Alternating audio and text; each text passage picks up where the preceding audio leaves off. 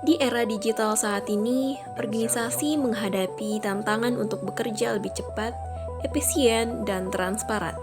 Dalam menghadapi tantangan global seperti persaingan pasar, tuntutan pelanggan, dan ledakan data, organisasi membutuhkan teknologi yang tidak hanya canggih, tetapi juga adaptif.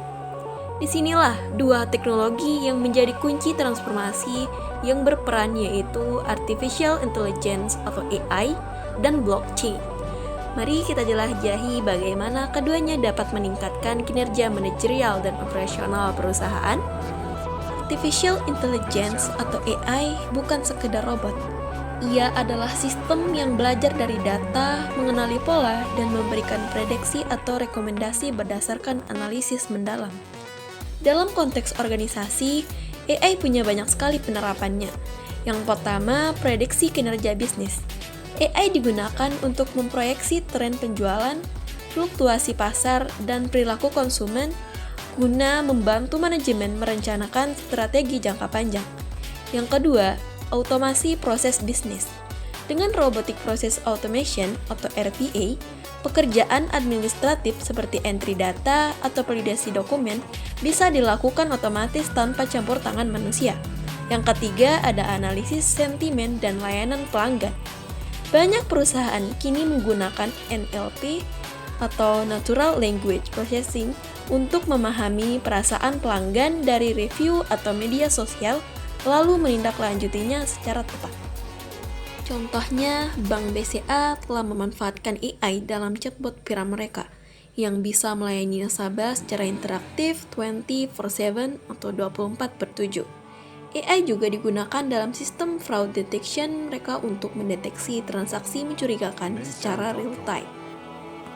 Blockchain sering disebut sebagai buku besar digital yang tidak bisa diubah.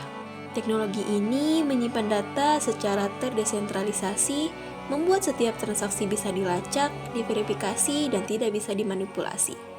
Dalam organisasi, manfaat blockchain sangat luas, antara lain yang pertama, transparansi akuntansi. Tidak ada lagi penghapusan jejak transaksi, data tersimpan permanen dan bisa diaudit kapan saja. Yang kedua, supply chain management. Blockchain memungkinkan pelacakan produk secara menyeluruh dari produsen ke konsumen.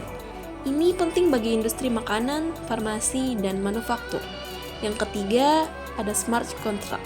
Kontrak digital yang otomatis aktif ketika kondisi tertentu terpenuhi. Ini mempercepat kerja sama bisnis tanpa intervensi manual.